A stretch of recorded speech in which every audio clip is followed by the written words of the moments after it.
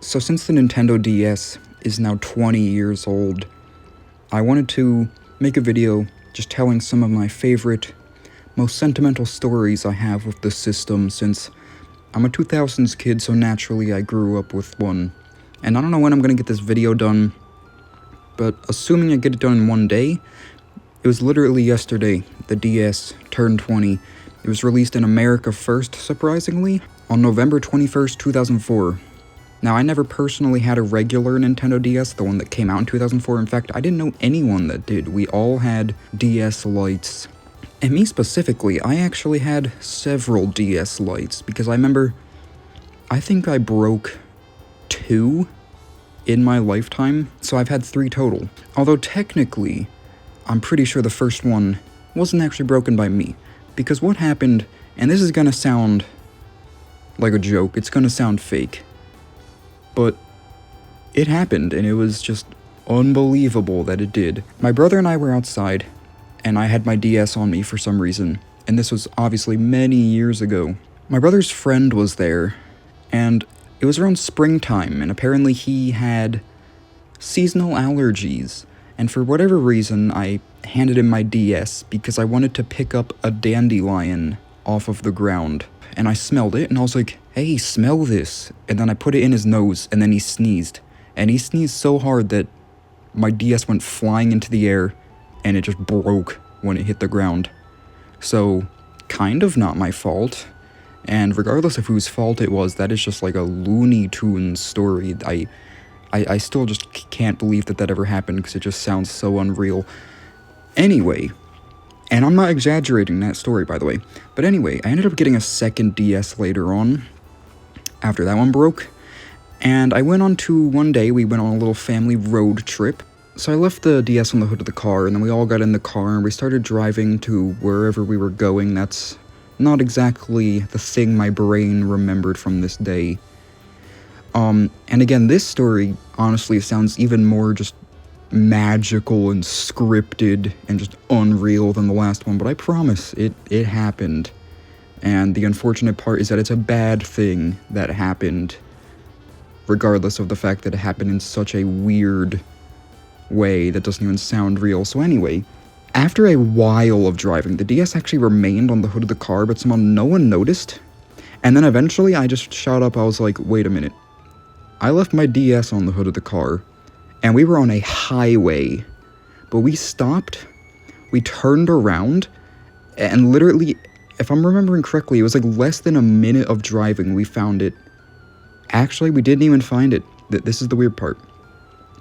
We found only the stylus and the game sitting on the ground. So what must have happened is either it fell off at some point, and then since we were driving so fast, it just like shattered and shot the game and stylus out, and they went flying, and the DS was just gone somewhere else, or someone went out of their way to pick it up off the ground in the middle of the street, take the DS and leave the game.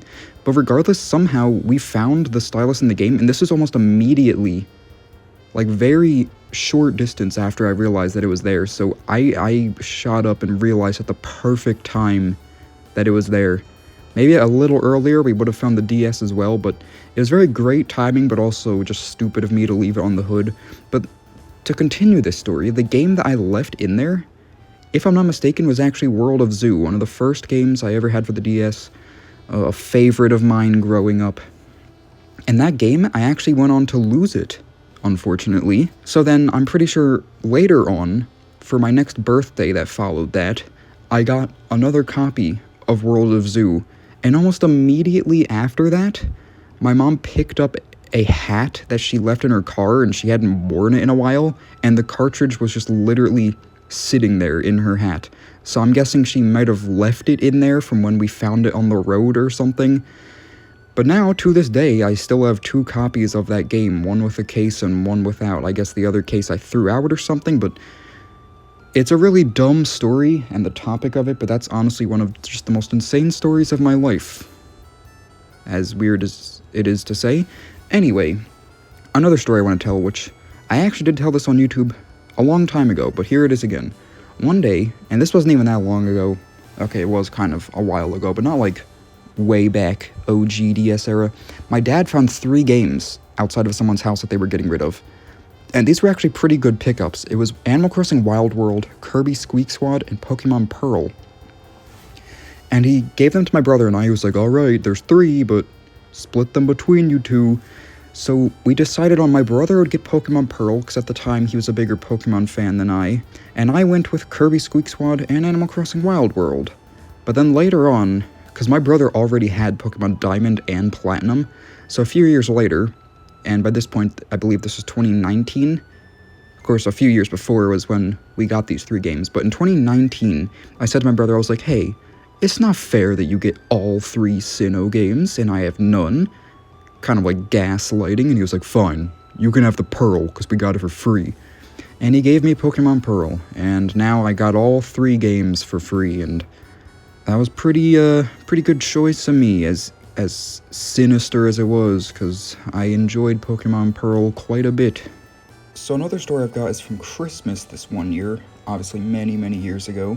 We were holding a family gingerbread house building competition, and my brother and I actually put a lot of effort into making it, but when it actually got to Christmas Day and we were showing them all off, I actually sat out of the actual competition because I was busy playing New Super Mario Bros. And I remember specifically it was the one level in World 1 where you're bouncing on the pink mushrooms, and our family actually ended up winning the competition, but when one of our family members came out to tell me that we won, I was like, I don't care, I'm playing the pink bouncy mushroom level. And they were like, what? So anyway, another thing, I remember there were these numbers on the back, and I think maybe the front of every DS cartridge, and I used to think that if you typed them in PictoChat, and then hit enter, and I don't even know, I think I literally just made this up myself, like, no one told me this, I just believed it was true for no reason, but if you typed them in PictoChat, you would unlock a minigame based on the game that you got the numbers off of the cartridge from, and then I tried it one day, and of course it didn't work, but that would have been a cool thing. Of course, these numbers are just like serial numbers or something. I also remember one time, before I actually got into Pokemon or owned my first Pokemon game, way back when I was probably only like 3 or 4, my brother let me play Pokemon Diamond and also Pokemon Platinum a few different times, and one thing I remember was this time he just let me run around, and I just so happened to encounter Articuno as a roaming Pokemon, and I was like, I knew that it was a good thing, so I freaked out, and then I forget what happened, I either killed it or just ran away, but he wasn't there watching me when it happened, so when he came back I was like, dude, it was one of the cool birds, and it got away. And that was probably like the first time I ever touched a Pokemon video game.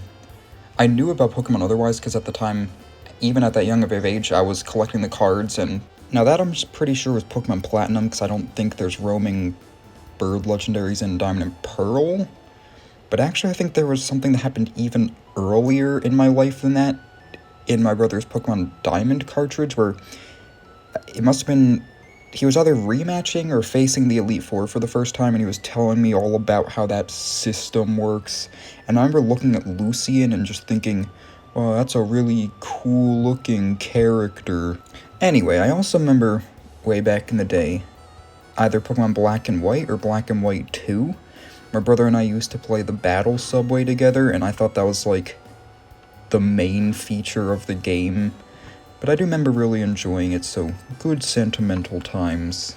Another story, I was hospitalized a lot for many reasons as a young child, unfortunately, and one time I was in the hospital, I had to stay there for several days, and I think I was getting my tonsils removed or something, but I couldn't speak, or I could barely speak. But one day my brother called me just to check on me, and he was telling me something that got me upset. He told me that he beat New Super Mario Bros., and I was upset because I wanted to beat it before him, but he beat it before me. But then he told me, dude, you can play as Luigi after you beat the game. And then, even though I was sick or whatever was happening, I tried to muscle out the words and say, dude, how did you do it? But I barely could, and I remember just, whispering, how did you do it? And he was like, you have to, hold L and R on the title screen, but I'm Luigi now. But I'm pretty sure even though he beat that game before me, I actually beat Mario 64 DS before him, so it was a little trade-off. So that was just a few of my stories from my life and my memories of the Nintendo DS. If you watched this and got this far, maybe leave some of yours in the comments or something. But at the end of the day, this whole video is just saying happy birthday to the DS, and just, it's crazy that it's 20 years old. Time goes fast. And if you enjoyed this, consider liking, commenting, and subscribing.